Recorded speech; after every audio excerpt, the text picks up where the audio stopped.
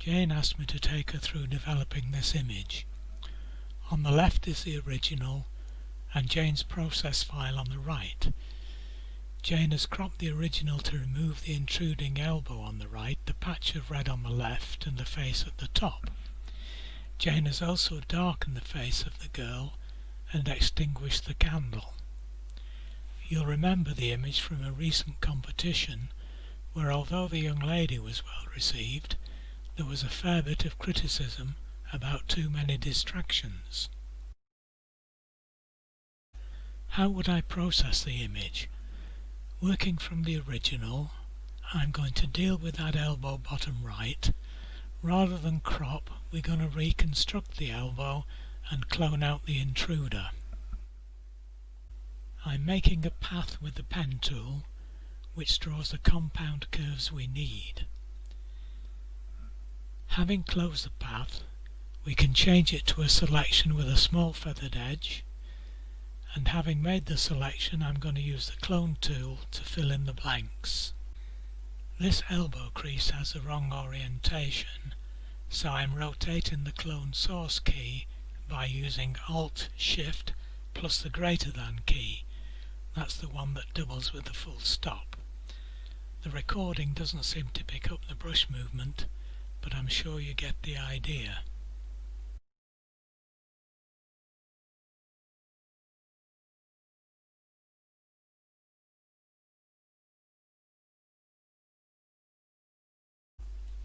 For clarity, I've hidden the marching ants, Ctrl-H.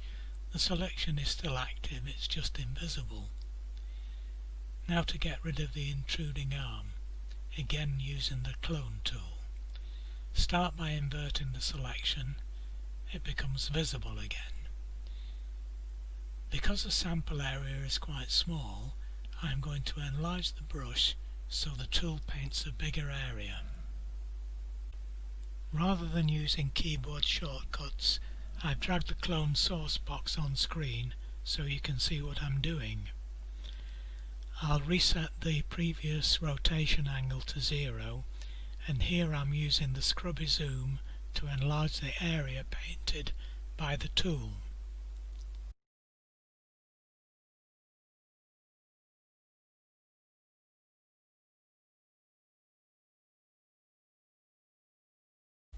You can see that the X for the source doesn't move nearly as much as the painting tip.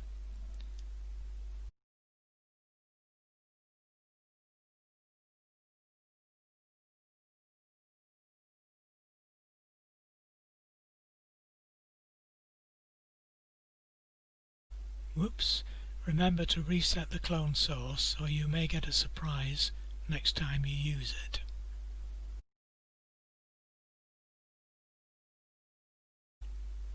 Unhide the selection and again invert it. I just want to darken the edges of the elbow here, so with the burn tool and a low mid-tone exposure,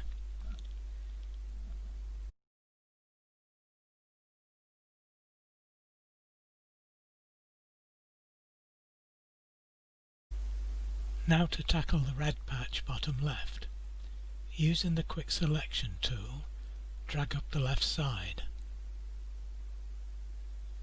You can see it's a bit iffy around the arm, so smooth the edges by 10px and then tidy the corner.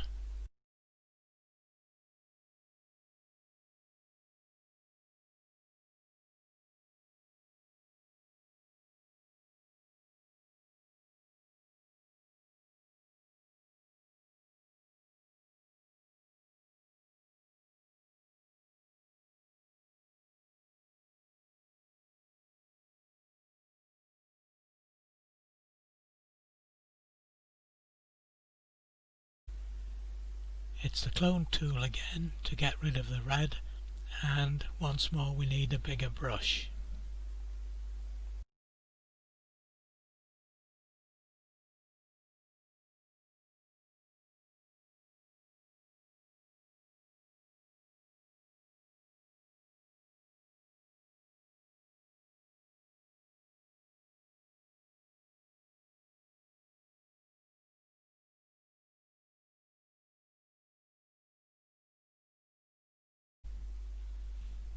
Next thing we need to do is darken the background, which requires that I make a selection of the young lady and place her on a separate layer. With the quick selection tool active, choose select subject and see where it gets us. As expected, it does a good job at the bottom, but fails around the head.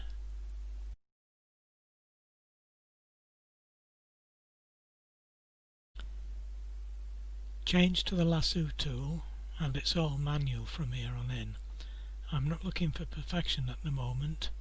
You might like to take more care.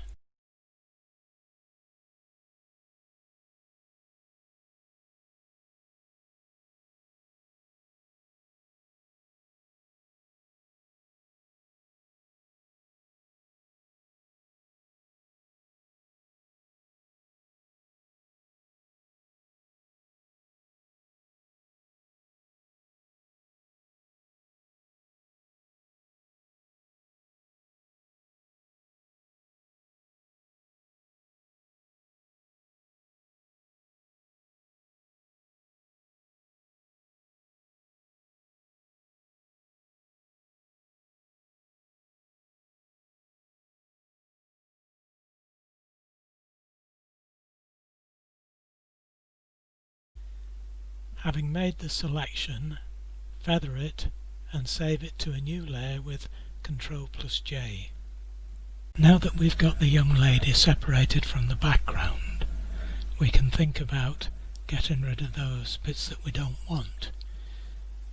With the marquee tool, make a selection, duplicate it with Ctrl+J, flip the thing horizontally and drag it across to the right hand side.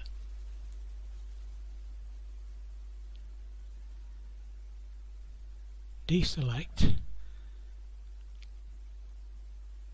and with layer 2 selected, the one we've just moved across, put a layer mask on it, and we can just get rid of that funny bit up there where it joins. To be honest, it's not really necessary, but we've done it anyway.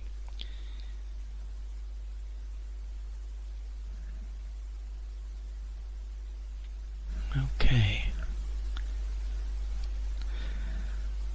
What we can do now is go about darkening that background. If we duplicate this layer, change the blend mode to multiply, which darkens it, turn the front layer on and you can see she's still where she was. And now we're going to make a selection at 2px feather around the top bit of the image. Guess what's next?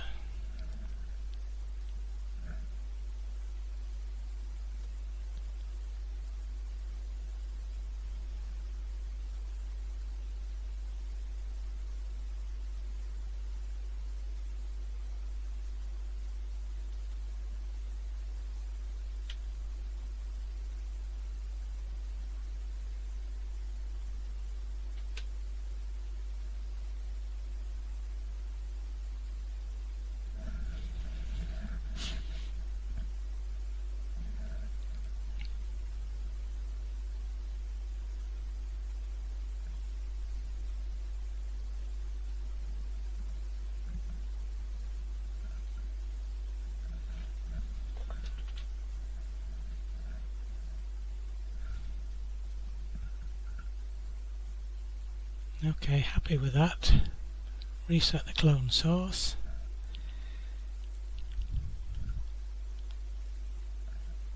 And there we go. Okay, so here we are on the last lap. There's a little bit of tidying up to do. If you grab the clone tool,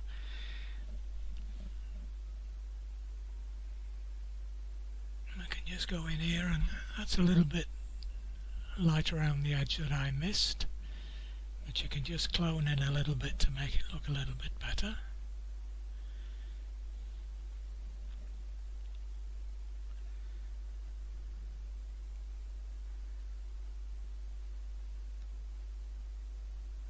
Some bits down here that need attention.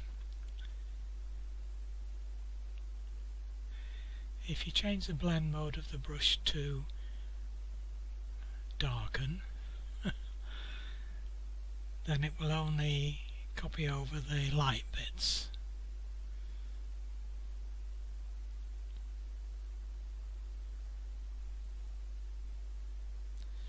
I mean, I'm just doing this pretty quickly. You'd want to take a bit more care over it than I'm doing. But it gives you an idea. As I say, just remember, if you want to lighten it, you just change the brush blend mode to lighten. If you want to darken, do the opposite. Just get rid of a few of those fairly light coloured little bits. Okay. I think I'd like to darken the background a little bit more. So if we take that centre layer of the background, duplicate again, multiply, and then you can adjust the opacity to where we think it might look better. That looks about right at 42%, so that's good. We can add a bit of a vignette. I've got a little action to do it, but it's easy enough. To drag the radius down, you can see where the vignette is. Just soften it, the edges down, as that.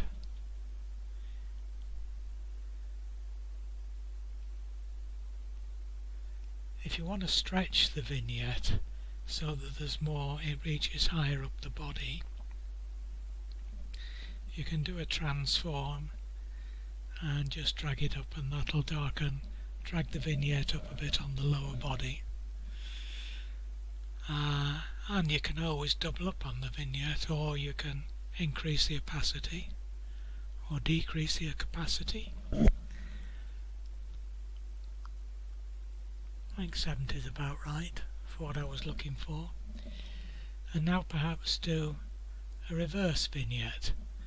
Let's just make a selection of where I want the reverse vignette to be.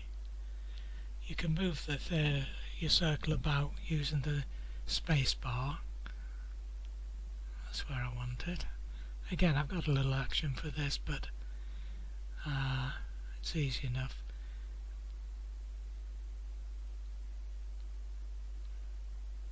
You can see where the reverse vignette is, and again you can play with the opacity. I started with it at 33.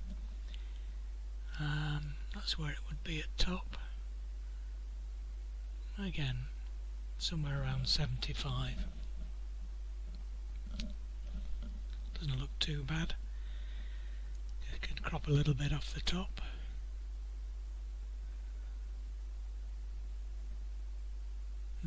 Don't know about the bottom. It's a bit of a toss-up, isn't it? Oh well, whatever you thought or think.